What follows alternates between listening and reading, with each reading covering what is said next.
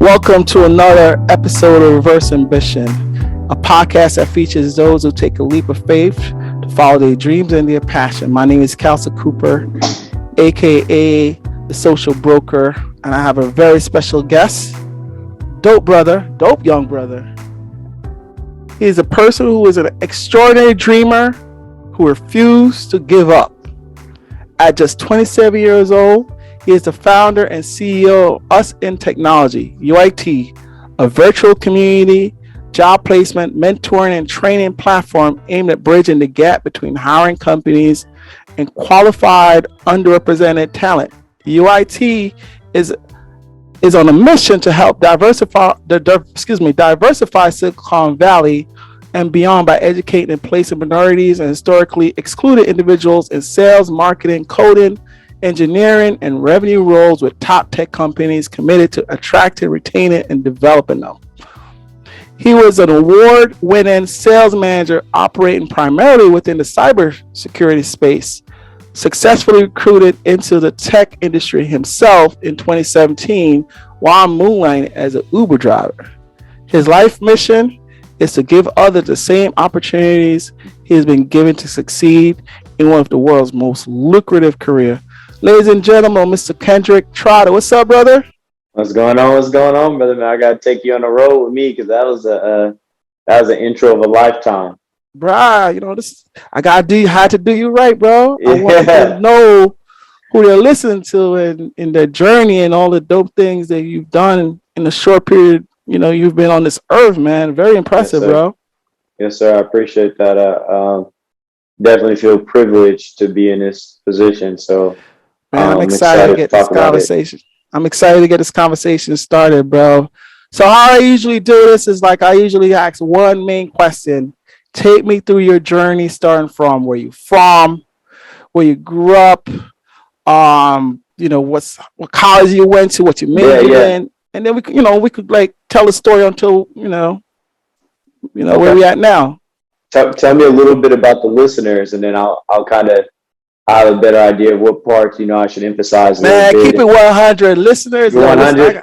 Keep it 100. Listeners all over the world, mainly young Black professionals who have 9-to-5 jobs, but I want you to be authentic, bro.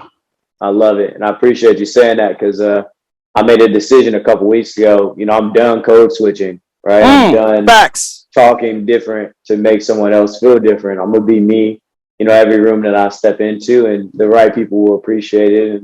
But other people, it's kind of too bad for them. So my story is, man, I'm a Bay Area native, and originally, I'm from, just 15 minutes away from the Silicon Valley, but had no idea about the tech industry. I was raised by a single mom, and I had an older brother and an older sister. My mom was mostly, working. My brother was mostly kind of taking care of us, making sure the house was in line. And, growing up, there was 3 different ideas, I guess, so to speak, of what success looked like as a Black man. And it was, you were either a professional athlete, you were a rapper or entertainer, or you were in the streets. And for me, my mom, she whooped a lot of butt, right? And my brother was even stricter. So the streets weren't really an option for me.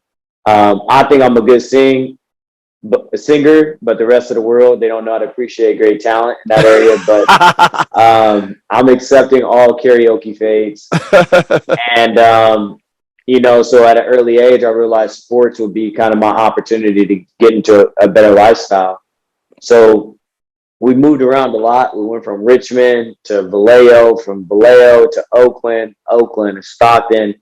And then finally, when I got into high school, we moved into the suburbs. So anybody from the West Coast, that's some of the I guess most dangerous places in California, right? So obviously nothing to brag about, but through every situation we went through, we always had each other. So I was fortunate enough to get a college scholarship to play football at the University of Idaho, where I was a captain. We were Division I. We won a championship against Colorado State. Nice. And I came home. Yeah, it was a big deal. And I came home and I had my degree. I'm ready to be a millionaire. And I was living right back in the hood. You know what I'm saying? Like now I got a degree and I'm right back in Richmond. So you didn't get recruited into professional in the NFL? Nah. Oh Damn. well, I had a sports hernia Oh. surgery. So my senior season, I played mostly hurt. Oh wow. But for me, my goal was never really go to the NFL. Was to go Division 1. And then once I did that and I performed, I wanted to show the rest of the world I could be something bigger than just a football player. You Mm. know. And so when I got home, I knew I wanted to be a businessman, but I didn't know what that meant. I just knew it meant wearing a nice suit. And so, my brother was keeping money in my pockets and I started Ubering, just as a positive way to make some money. And I wasn't a good Uber, Cal. I took a lot of breaks, right? If you lived in the hood, you had to go there by yourself because I wasn't doing that. I spent a lot of money on like lunch, so my overhead was horrible. And finally, I met this guy who was taking to buy this fat house, and I was like, "What do you do?" And he told me, he's like, "I'm in tech." And he said, "Kendrick, you should get into the tech industry." I said, "I don't know anything about tech." He said, "If you can study a playbook that changes every week for football, you can study product knowledge." Who's this guy? Right? He's a VP of sales at AWS now. His name is Josh Berzin. Okay. And this is the first time I ever heard about the tech industry and about there potentially being like a role for me. And he pretty much told me, he said, "Kendrick, you would do really good in sales." And I said, "I don't know anything about sales." And he says, "Well, you're a good listener, you're a good communicator, and great companies are dying for more, minorities like you." And so was he a minority himself, or? no, he's a white male. He's a white male. And Wow. so he told me that he would help me get a job. And I pulled over, I popped my trunk, I gave him my resume, which was so you met him in the Uber? Yeah, I was Uber driver. Uber driver. So, nice. Yeah. I gave him my resume. He laughed and he told me about this weird website called a LinkedIn. And I had no idea what a LinkedIn was. He helped me with a profile. And a couple weeks later, I had a job. So I got my first job as a sales development rep. The first 3 months, I was horrible. I was like asking my manager for help, and the team was like, "Talk like you're talking to your friends." I'm like, "Yo, you do not know my friends." Right? Like, I just left the football locker room. I'm from the Bay. We shouldn't do that. And so she was like, "Well, talk like you're talking to your dad at the dinner table." I was like, "I didn't grow up with my dad at the dinner table." Wow. Right? Wow. So when we went through that, it was like, okay, like that makes sense. And I just kept coming in early and leaving late. Right? And they couldn't fire me because I kept asking everybody for help. So they felt like if they fired me, they were losing as well. Right? And so eventually, like I started doing good, Cal. Like I got a promotion, became what's referred to as an account executive. Usually takes like, I'd say 3 to 5 years to get that position. I accomplished it within a year. And then I became a major account rep, managing accounts like eBay, Salesforce, Workday, Twitter. And I was making money, man. And just like anybody else who never really had, excuse my French, never really had shit, boy, I'm balling, right? So first thing I did, I got a new Benz. I was you're making money like that? Yeah, I was making money, man. I was 23 and a 21. So I had a 21 Benz, and I got this penthouse apartment in San Jose, and I'm getting bottle service from the West Coast to the East Coast, right? Nice. And I'm on social media living my life. And so yeah, so it's crazy. So my friends started reaching out to me. They're like, "What do you do?" Right? Like, I know you can't sing, and I know you're not in the streets. I know you're not playing football. I was like, "Let me tell you about the tech industry. Like, you can make 6 figures in your second year." And for whatever reason, my best friend trusted me, and he moved from LA to the Bay Area. He was sleeping on my couch.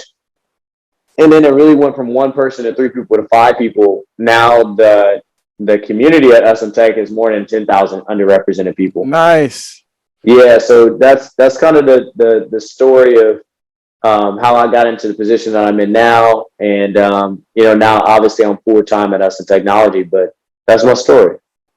So, how long first of all, what was the corporate environment like at that company you was working, that you were making all that dough? Did you look like this, like you look now, or do you No, clean up? no. So definitely different, right? Like it wasn't very long ago, but definitely different times, right? Mm-hmm. And the reason why I look like this is like I want to show people who grew up just like me that they can be in these positions as well, and they can be their authentic self, right? Like Mm-hmm. when we grow up, we're like, yo, like I want to be this athlete, I want to be like Mitch, like paid in full. But like I want people to grow up and be like, I want to be like Kendrick, right? Like I want to be a CEO of a tech company. I want to have Mm. multiple businesses. I want to, do X, Y, Z. And so, in my opinion, once I start looking like who I am, I'll stop motivating the people who are where I was. Mm. So I made a promise to myself that I wouldn't cut my hair until like we finished our round of funding, and we're almost done now. But walking into these offices and getting these people to respect you off of intelligence, and also being the leader of a community and showing them, it's okay to be your authentic self, right? Mm-hmm. And the idea of what success is, like we're changing that narrative and what it looks like. It looks like people Mm. like us. Mm. So, like your job where you were making bank. How long were you there? Yeah. So my first job, I was making like $45,000, and I was there probably for like 6 or 7 months. But it was really focused on training.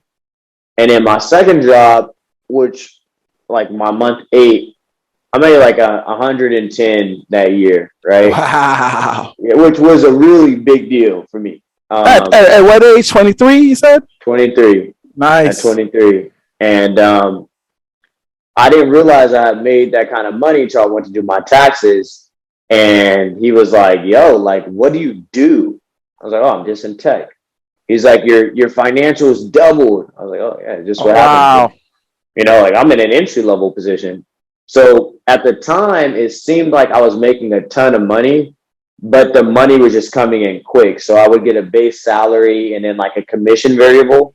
Mm-hmm. And so what I was doing was like, commission. I was getting like $3,000 to $5,000 a month in addition to my base. So Mm. I was just playing with that. So I was at that company for about 2.5 years. Okay. That first company, or the second company. Okay. So you went to two companies, then you decided to start us in tech. Yeah. So my first company was really focused on training, which was probably the most important step I ever took. I made $45,000, but I learned a lot. My Mm-hmm. second company, I made like 110, right? Still in an entry level position. And then the third company that I went to, I was there for, I believe, a little less than 2 years. Mm-hmm. I was coming up on my 2 year mark. So I was just short of 2 years, but I was already doing my own company in my own time. Oh, And okay. then, yeah, actually, what happened is my company that I worked for, they're like, yo, like, we want to hire some people from us in tech. And I was like, awesome. And I was like, that's $12,000. I'm like, $12,000? Like, you should get a referral fee of like $2,000. You work for Mm-hmm. us. And I was like, yeah, but that's different. Like, and they asked me, they're like, you actually have people paying that? I was like, yeah, a bunch of people. And so what they explained to me, they're like, Kendrick, like, you have to make a decision which one you're going to do full time. Wow. And I was like a month away from exercising my shares, like close to $70,000, right, in shares that I was just going to be able to cash out. And when I thought about it, I was like, I'll regret more saying that I never tried than saying that I tried and I failed. Right. You know, and so it was November of 2021 that I decided to get into us in technology full time. Wow. So you never made it to that month where you could get that $70,000 as a seed money? Wow. Well, I never was able to cash out on my shares because I was like a month away from exercising it. And what one of my mentors told me is he just was like, Kendrick, you don't want people to feel like you're trying to like eat your cake too, right? Mm. Like you got a good rapport there. Okay. Obviously, like there's a tight situation right now. Like it's much better that you don't make them feel like you're trying to milk the cow, right? Mm, And personally, like I can say I don't ever really look back either from like walking away from that, because like now what I'm doing, it has so much more purpose, aside from like making money. right. Did they become one of your clients or no? Yeah, they did. Okay. They became one of my clients, and they've hired like 4 people from me, and so I had ultimate respect for them and how they handled that situation. So you still got a good rapport with them. And if Yeah, you had taken that money, they would have looked into you side eye like this. exactly. All right, makes sense. Because I mean, initially I'm like, bro, you're gonna walk away from Yeah, 70K, yeah. but it makes sense how after you explained it. Yeah. And I'll just say to the listeners too, just understand like life's a journey. Uh, Earning money is a journey. Don't cheat the process, right? Like it is truly chess, not checkers. Like I talk about some of the money that I made earlier in my career, but I had to do things that other people weren't willing to do to get that, right? Like when I was working that 45K job, I was commuting an hour and a half to work, right? Sleeping in my car for 30 minutes, Wow. just to yeah, in the mornings just to miss commute. It was taking me like 2.5, 3 hours to commute back to where I lived. I had to sleep with a roommate who it was just that was a horrible living situation within itself. And a lot of people around me that were at that job, they were leaving for the fastest offers, and Mm, they made a lot more money, at the beginning than I did. And ultimately, like my values were just the foundation of training, the foundation of training, the foundation of training. And ultimately, what happened is like in this journey so far, you know, I've been very, very fortunate to create a business that has had the opportunity and has executed on like bringing that money in a day, mm. right? Like what used to be my goal in a year, like the business has done that in a day. Wow. But if I wouldn't have done the chess pieces to put myself in that position, like it wouldn't have mattered. Right. So tell me about Us in Tech. How did you start Us in Tech? You said you started while you were still had a full-time job. How did you start it in terms of building that company and that community? Yeah, so it really was mostly people reaching out to me on Instagram, like, yo, what are you doing to make money? Right? Oh wow. Driving Okay. around and I'm in a Benz and people are like, yo, like, how'd you get that Benz? I'm like, oh, let me tell you. And I was just mentoring people, like, hey, Mm. mentoring people to Via interviews. Instagram? Yeah, mostly via Instagram. Okay. And it just went from like one person to 5 person to 7 people.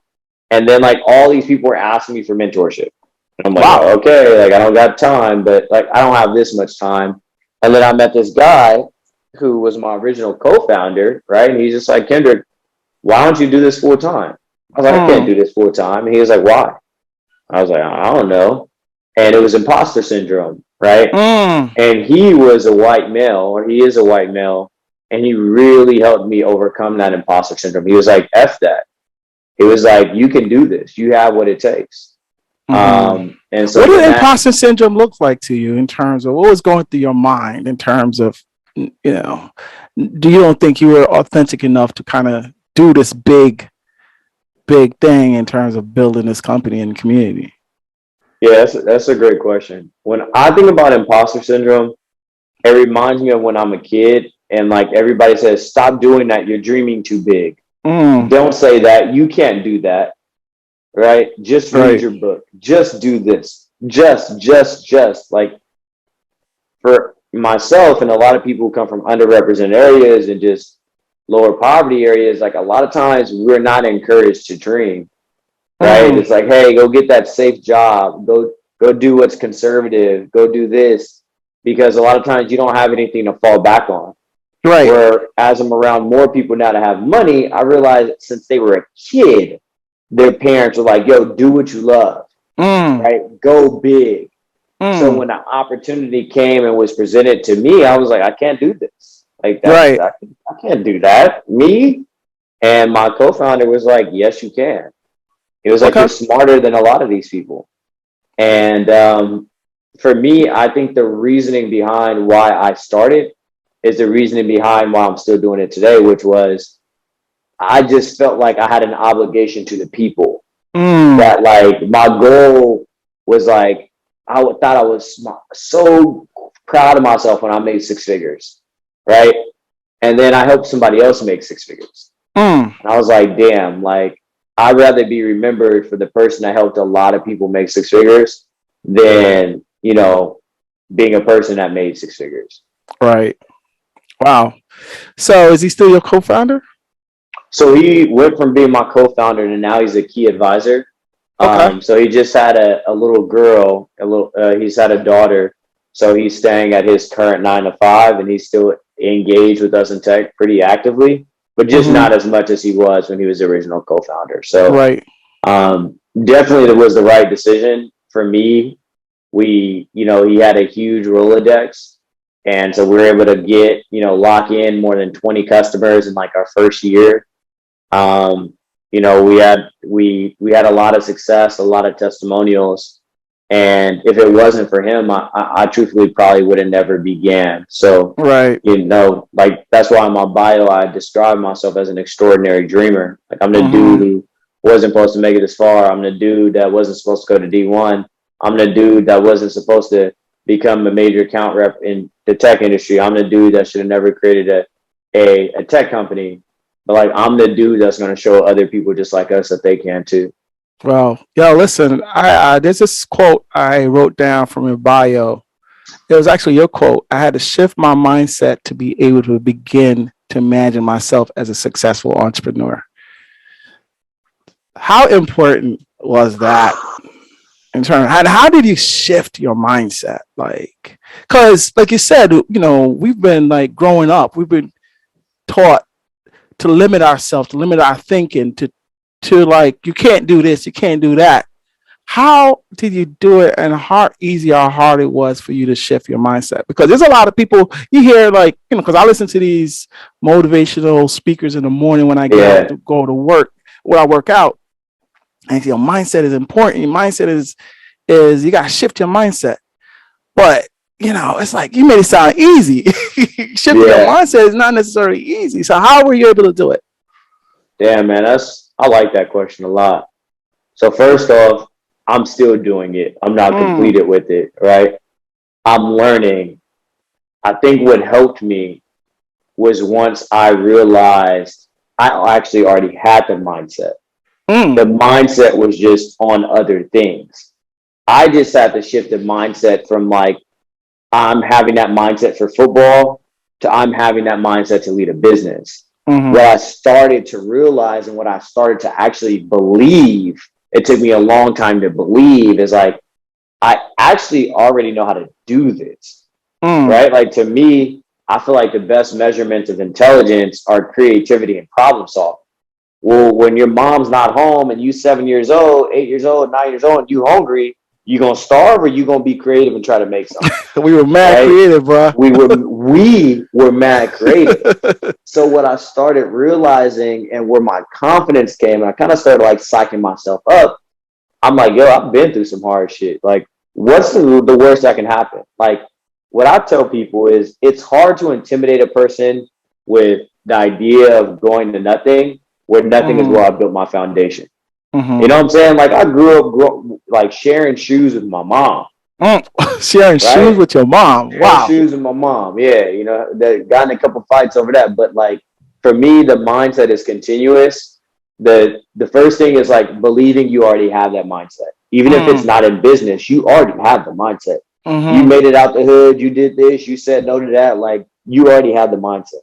Now the shifting was like, okay, let me put this mindset towards something else that I'm passionate about. Right.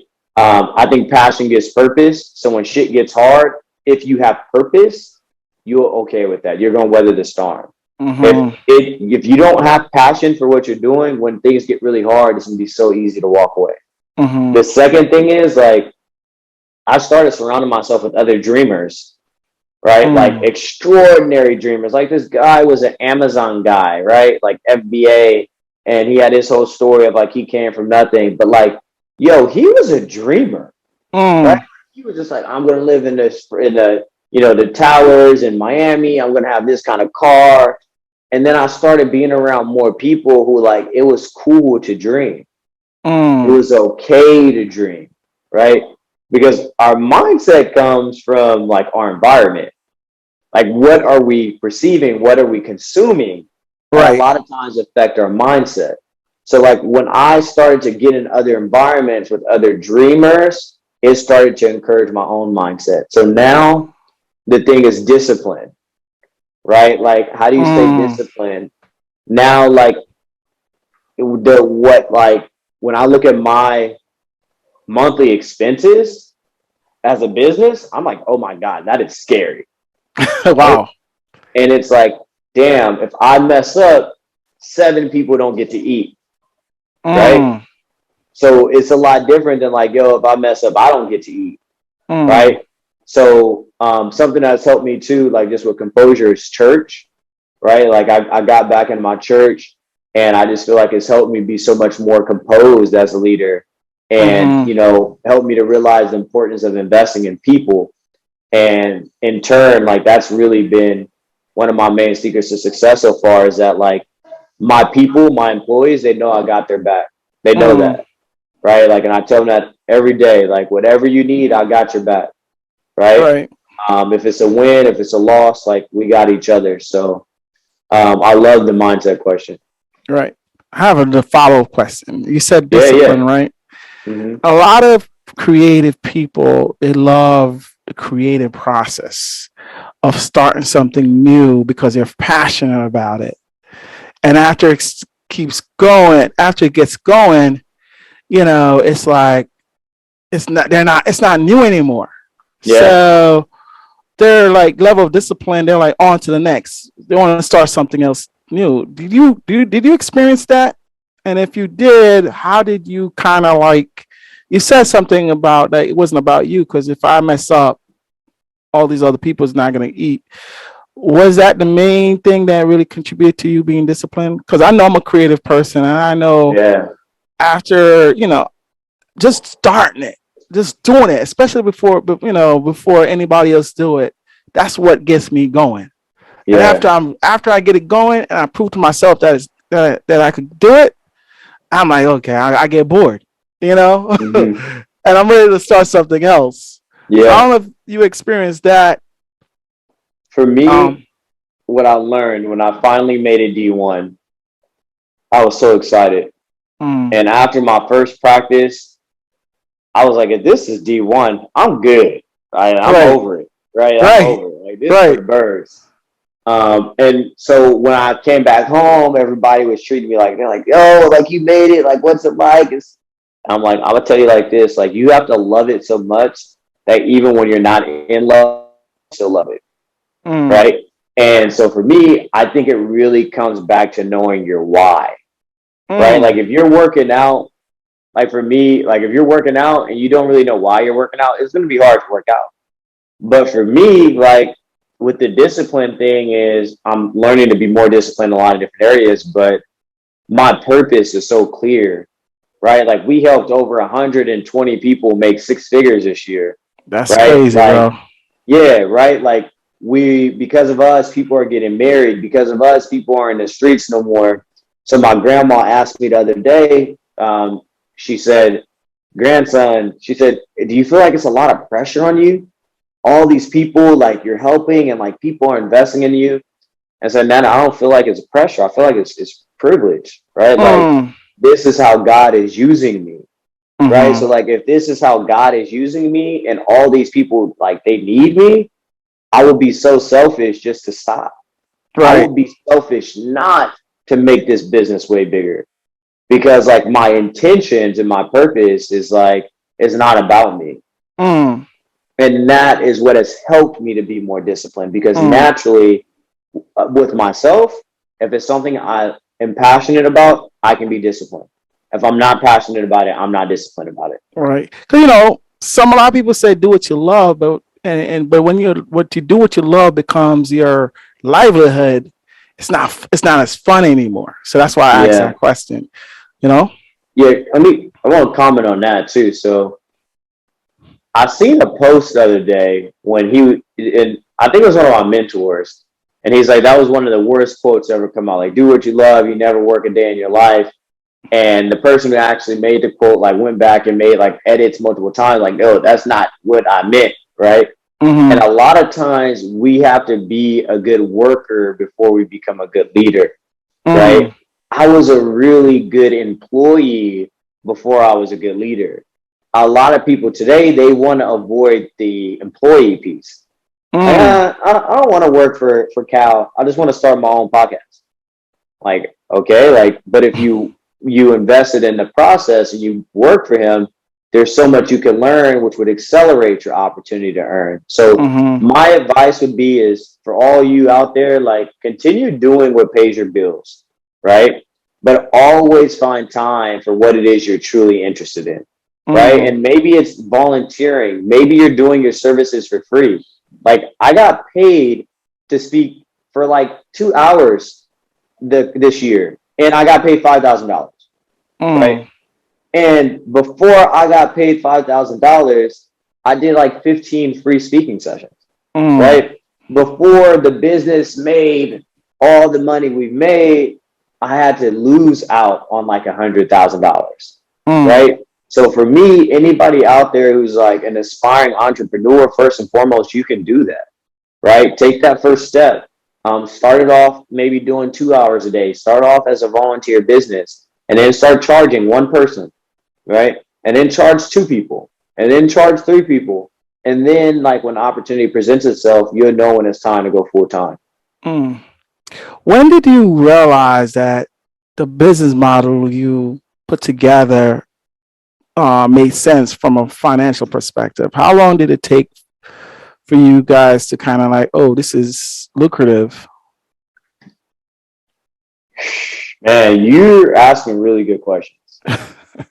Because I don't even know if I really realized it until maybe like month 6, month 8, once I started doing more research actually into the industry and the need of what I was doing. From the very beginning, when we incorporated it, myself and my co-founder, we made a lot of money the first month. I was like, okay, that's cool. Like, that's 1 month, that's 1 client, right? Second month, we made some good money. So I would say that I didn't realize how high the demand was. For a while, I kind of just thought it was these few clients that had this problem. Then as I started doing more education and more like studying on the space, what I learned was like, there were so many people that had the experience that Kendrick had, which was graduating college and not knowing what to do next. They were right back in the hood. There were so many people who were like Kendrick, but didn't go to college, but they had coachability, drive, integrity, and intelligence, right? Then I started realizing, like, oh crap, there's a lot of companies that really don't know how to hire minorities, right? They don't know where to find them. They don't know how to treat them, right? So like for a while, I was just doing business, like whooping butt and taking names. And then after like 5 or 6 months, I realized, like, yo, this is a real problem, right? This is a problem that every single corporation has. The tech industry is only 1.3% Black, 3.3% Latinx, 24% women. That's a problem, right? Like a top 5 problem for all CEOs is diversity, equity, and inclusion. That's a problem. And for us, like when people talk about who's your potential customer, anybody who's looking to hire one person can be a potential client of us in tech. So we're 1 million companies. So it took me some time to realize that like it was truly a demand for it, because at first I was just kind of doing it casually and, you know, just trying to help people. And now after you did your research, you're like, wow, it's a lot of upside to this. This is scalable. And then so we started to create our platform, our app. Our mobile app is going to launch in July of this year. It's going to be called Us and Technology. So if anyone's interested, feel free to download it. And the purpose of the app is like 100 people in a year is a really good accomplishment. But how do you help 100 people in a day? Because there's 100 people that need it, that look like you and I. Right. And so we're creating our own job board, which is going to be very similar to Indeed. And in addition to the job board, it's also going to be a virtual community, which we already have today. So where is it right now? A website or digital yeah. social media? So it's we're really big on Instagram, right? We're definitely at Us in Tech. We're trying to get our ability and our cloud up a little bit on Twitter, Us in Technology. Right now, the platform is virtual. It's in Slack, right? But anyone who wants to join a community, you just go on our Instagram or go on our website at usintechnology.com and you sign up to be a part of the program. It's completely free. And then when you join the program, we give you interview coaching assistance. We give you resume building assistance. We give you guidance on all the things that are necessary for you to be considered a valid candidate. What's the age range? Yeah, so there is no actual age range. The preference is obviously people who have completed high school. Generally, we attract either recent college graduates or career transitioners. Usually people who are in the age of like 23 to 26, I would say is probably the majority of our target audience right now. So it's definitely a career, right? A lot of people come to me like, oh, and it's like, no, this is a career, right? This is business. You need to have business acumen. You need to, know how to come correct and hold yourself accountable in these environments. All right. What about like mid-manager type age person, like late 30s, early 40s? Do you get some of those as well? I do, and I love them because they're the most coachable people that I usually get. And you could have somebody who's mid 30s or mid 40s, and they've been making less than six figures their entire life, and they get into this industry and now they're 24 months or making more money than they have in their entire life. So it's a great thing, man. Like everybody, we welcome everyone. Anyone who's going to respect themselves, respect each other. Like we're open to everyone and helping however we can, but only to those that are willing to help themselves. Facts. All right. You said you were making money from day one. Yeah. So that mean, did you have any like major challenges in keeping the business going and scaling? And how did you overcome it? Yeah, that's a great question. So in the beginning, when I was volunteering, I wasn't making money. People were kicking me out of the money. They're like, oh, Kendrick, like this is a great candidate. We're going to hire them. And I'm like, oh, like, can you send me a check? And they're like, oh, like you don't have a corporation? Like, wow.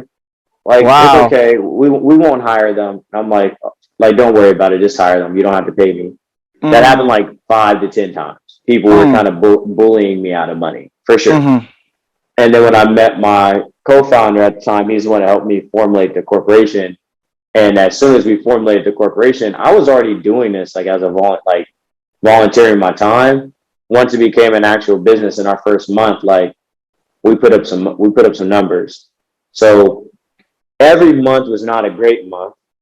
And the more I invested in the team, the more accountability that requires. Right? Like if it's just me on the payroll and we have a bad month, that's okay. But like the more people you add, the higher the expectation gets.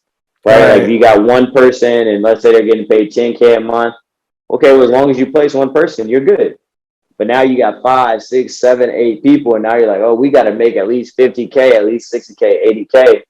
So what I learned was that you're going to have good months and bad months. Just always make sure you're preparing for another good month, right? Always understand why you had a bad month, right? Was it because we didn't get enough opportunities? Is it because of the market? Is it because of our skill? Could we have done a better job, right? Like those are the things that I'm really obsessed with, like learning is like, let's learn from our wins and our lessons. And if we learn from our lessons, then like we can reduce the amount of times we have to learn through losing. So I would say also too, like as a leader, knowing how to take the pressure on personally and alleviate some of the pressure on your team, right? Like if I come to you and I'm like, Cal, like, what do we do? How many deals do you got? How many deals do you got? Like, oh my, we're broke, we're not making money. Like, and that's going to that's going to be a compound mistake. Right. So being able to roll my sleeves up and help Cal to feel more comfortable and being honest with me about things, and attracting people that are coachable has been kind of my keys to success. Right. So you kind of take on a lot of pressure. How do you deal with, how many hours do you work as an entrepreneur, and how do you deal with work-life balance and the pressure that comes with becoming an entrepreneur, because everything is on your shoulders? Yeah. So I think a lot of times people get into entrepreneurship because they think it's less work. Right? like TikTok and Instagram is like, I don't want to work for nobody. I'm gonna be an entrepreneur, right? And for me, I didn't truly understand what an entrepreneur meant. I'm actually still learning, but until probably like 4 years ago. For me, what definition I associate with being an entrepreneur is, Soul Plane, when Kevin Hart's in court and she's like, what do you do? And he's like, I'm an entrepreneur. She's like, so you don't got a job, right? Right, so right. I always was like, entrepreneur is a fancy word to saying you unemployed. So like right now, I think I probably work like 10 to 12 hours a day, right? Okay. But I work at a pace that I feel like is healthy for me. I'm not 10 to 12 hours a day in front of my laptop. Right? Yeah. Like I'm work, I might take a nap, right? I might take an hour off, I might go for a walk, I go work out. And then for me, like balancing work-life balance, a mentor once told me, the more money you make, the more control you have over your time. I was like, that's stupid. That doesn't make sense. Right. And then I realized as I started making more money, you're right. So for me, even though I work 10 to 12 hours, I can take a week off. I can take 2 weeks off. I can message the team and say, hey, handle X, Y, Z. So for me, it's like, I like to call it like work from phone days, where like I don't necessarily use my laptop, but I'll just work from my phone, maybe travel during the week. Right. I like to go for walks. Going to church every week definitely helps me like just stay composed. And then like, I don't really think about the pressure side. Like I don't really let my mind go to that side. But I keep my mind focused on like the opportunity and the privilege of being in this position. I'm sure if I truly thought more about the pressure side, it probably would affect me. But like, I don't even look back. I'm just looking forward at like, like, I just can't believe this is how God is using me. Just imagine what happens if I accomplish X, Y, Z. Right. Wow, bro, you're dropping gems, bro, and authentic gems too, not no BS, like textbook BS. You know what I'm saying? This is like stuff that you could tell you lived it. Yeah, that's why I appreciate you explaining to me. That's like, what's the audience, right? Because I want to be real, man. I like to be 100 and keep it 100, man. Just motivate the people like me. Like I grew up in the hood, you know what I'm saying? I was out there. I was, on the porch, and I went through a lot of stuff that a lot of people went through. But I just want people that when they hear my story, be like, yo, that dude just didn't give up. Right.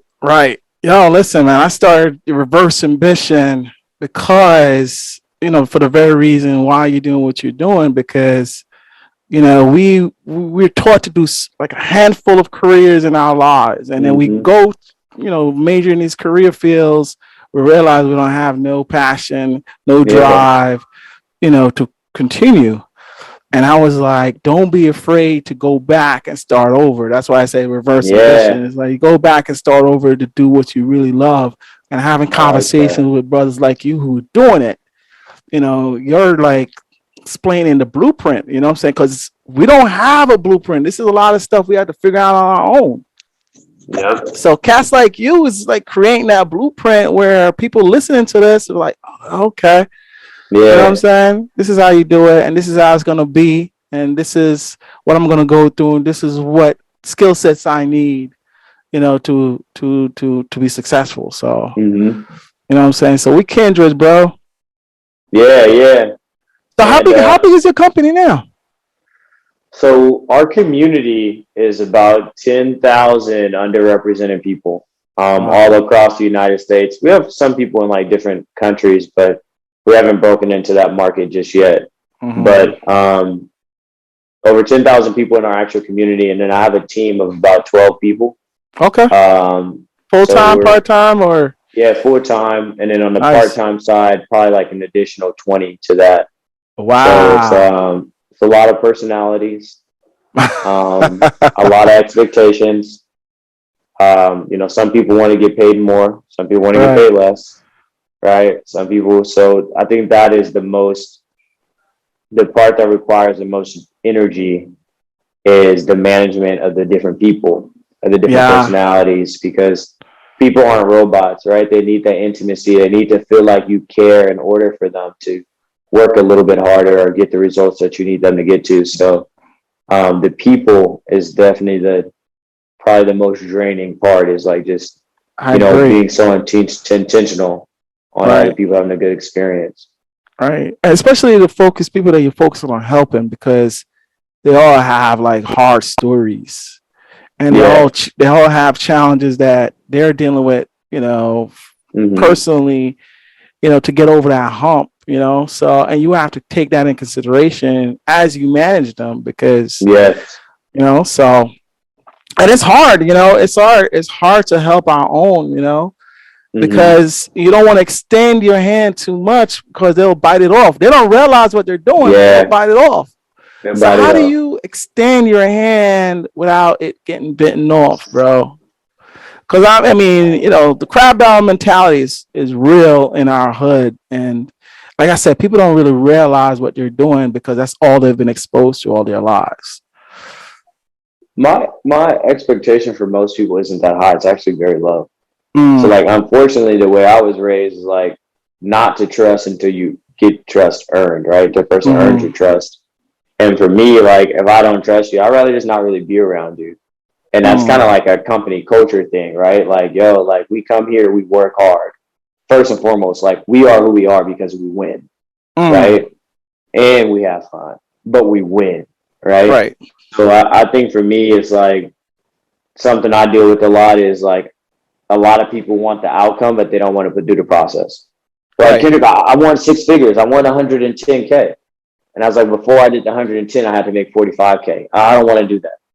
Hey, Kendrick, I want the 110K. I said, okay, cool. I had to commute an hour and a half to work in 3 hours. I don't want to do that. So, okay.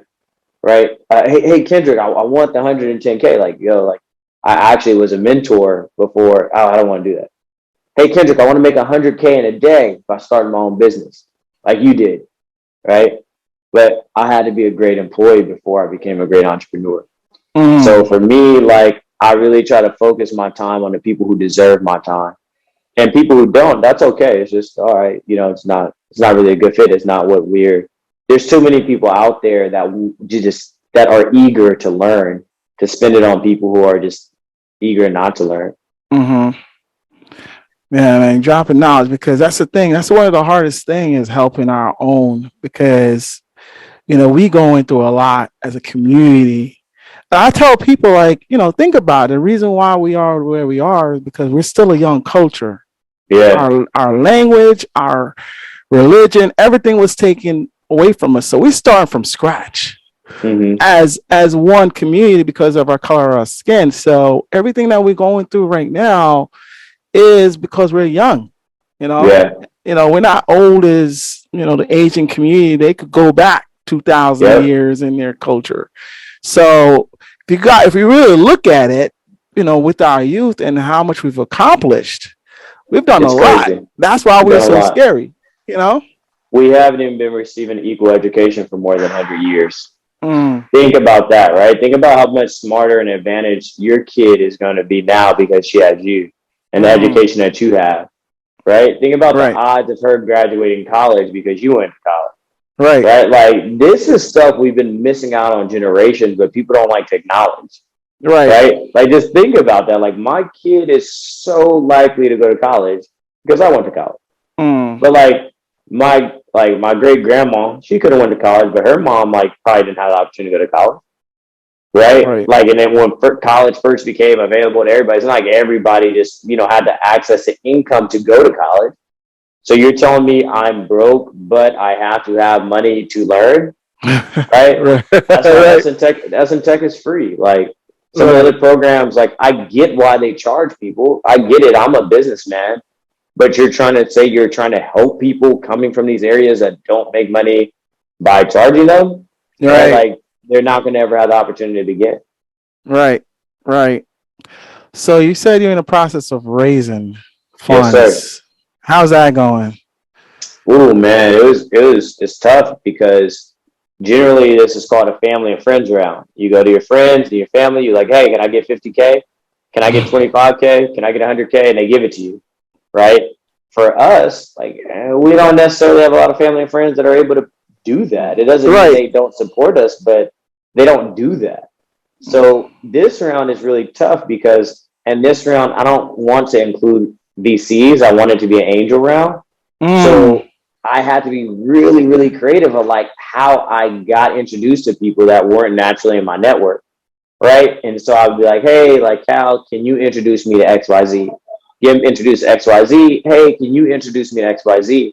And so the problem wasn't that I wasn't having a good conversion rate. The problem was I just wasn't meeting enough people that could potentially invest. And so right now we're at 575 of our goal of 700K. And I'm really, really, really proud about that, man. I'm really proud about that. We're still looking to bring in a couple more investors or talk to any investors that are potentially interested. The minimum check size is 25K.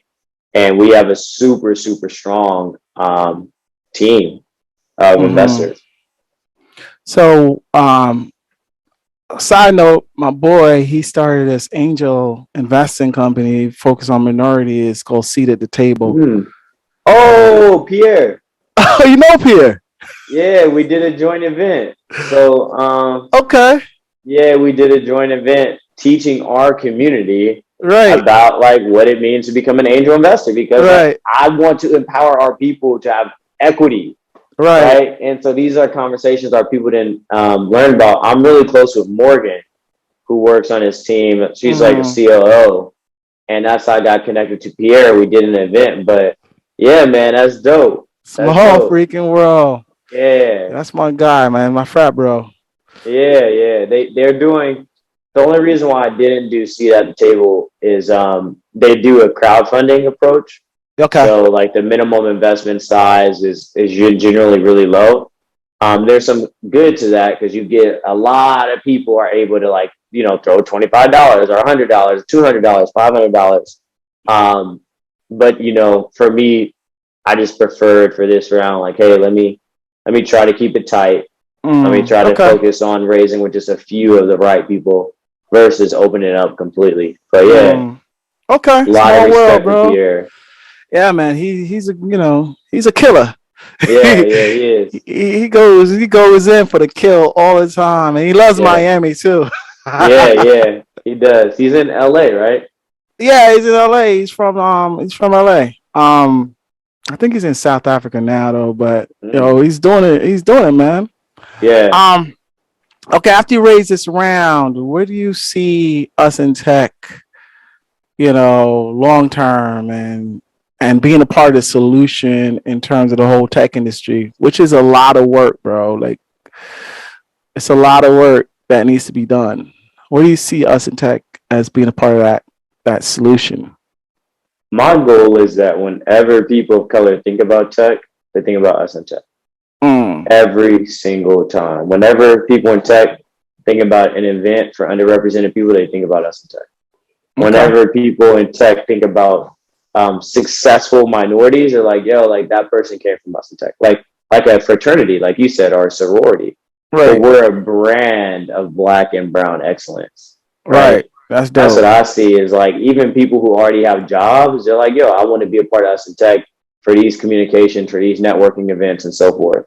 Like the Afro tech movement. Exactly. Like I would love to partner with like Afro tech, right? And work with them in those things. That's what I think. I think about it being so much bigger than just the placement of people. It's the opportunity to become a trusted brand and network of underrepresented professionals.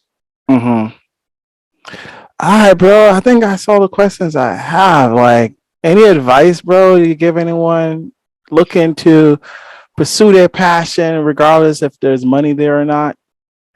Yeah, man. I would say start today. Starting doesn't mean you have to commit all your money or all your time. Just start. Right? A lot of people, they take so long to start. Worse, some people never start.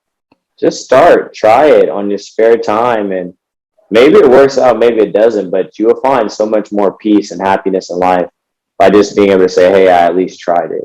So Right. that's my advice. My other advice is, be a great employee before you try to be a great That's entrepreneur. key right there, brother. People don't want to hear that, but I'll say it again. Be a great employee before you try to be a great entrepreneur. Seek mentors. Seek people who have accomplished already what you're trying to accomplish. How do you find Right? your mentors though? Like, especially Oh, people in color, like, I like, realize in this industry, there's not a lot of people of color, but the people of color are so willing to help other people of color. A lot of these people who are successful, they just want to help other people become successful.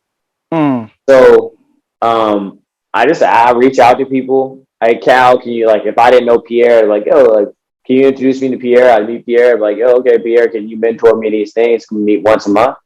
And most likely he would probably do it, right? But when you get a mentor, make sure you deliver on your deliverables, right? Don't get a mentor and not do your part. Don't right. get a mentor and show up late to sessions. Like, nah, don't do that. So that's what I think. Yo, bro, I know you said you were doing public speaking, bro. I think you'll drop a lot of knowledge. Is that part of your own, repertoire now, like speaking to as many people as possible? Yeah, man, I'm growing into it.